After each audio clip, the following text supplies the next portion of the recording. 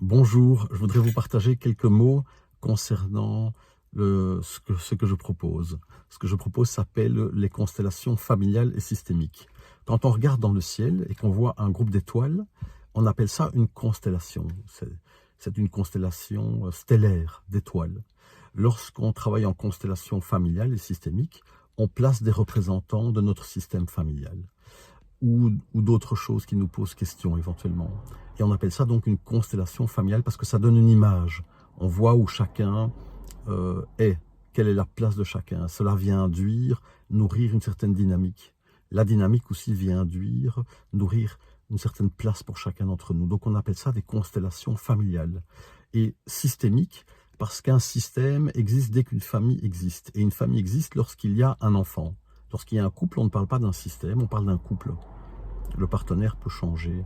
Lorsqu'il y a un enfant, le partenaire peut changer, mais le couple parental est toujours existant, pour toujours, pour l'éternité. Dès qu'il y a un enfant, il y a un couple parental, qu'on soit séparé, qu'il y en ait un qui soit mort, l'un qui soit exclu, l'un qui se soit exclu, l'un qui soit banni, hein, ou l'un qui bannit le reste de la famille. Le couple parental est toujours éternellement présent. Donc il y a un système familial. Donc on appelle ça les constellations familiales et systémiques, ou les constellations systémiques familiales.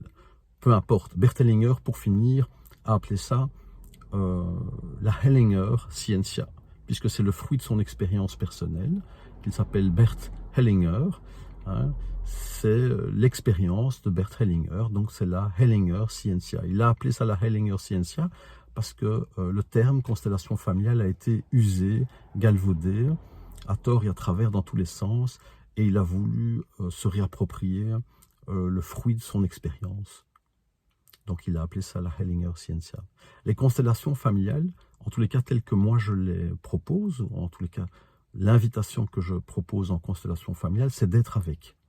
Être avec, ça veut dire être avec nos pensées, si nous sommes dans nos pensées, être avec notre respiration, si nous sommes dans notre respiration, être dans nos sensations, si nous sommes dans nos sensations, et pouvoir faire la distinction entre nos pensées, nos sensations, notre respiration, ce que nous voyons, hein, ce que nous pouvons éprouver, percevoir, pouvoir faire la distinction pour ne pas s'identifier et ne pas mélanger toutes ces perceptions différentes.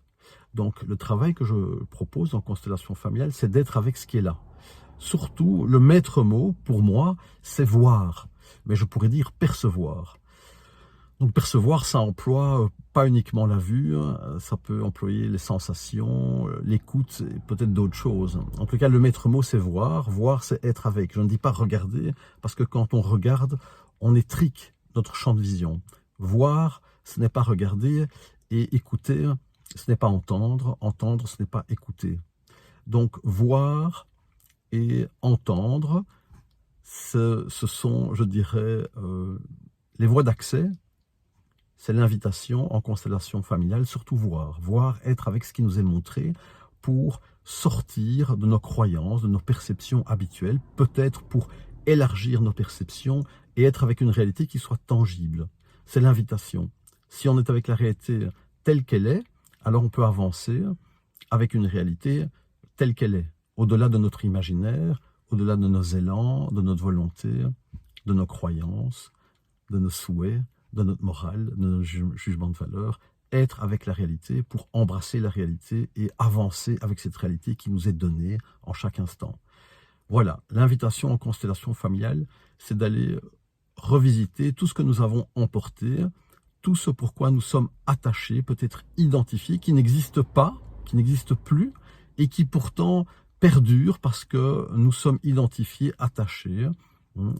Généralement, on est identifié et attaché à ce qui nous peine. Les plaisirs passent. Les souffrances durent. Elles durent parce que nous sommes identifiés et attachés à ces peines. Donc le travail en constellation familiale, c'est de nous désidentifier, de nous détacher de ces peines, de les voir, de poser un regard différent, de remettre de l'ordre autant qu'il nous est possible, c'est-à-dire de reprendre une place qui soit bonne et bénéfique pour nous et notre entourage, afin de nourrir des dynamiques qui soient au bénéfice de tous. Voilà, le regard toujours se pose sur tous. Nous ne travaillons jamais au bénéfice de l'un contre les autres. hein, ou des autres contre l'un. Donc notre travail toujours se fait en posant un regard au bénéfice de tous pour redonner une bonne place à chacun et nourrir des liens qui soient bénéfiques pour tous.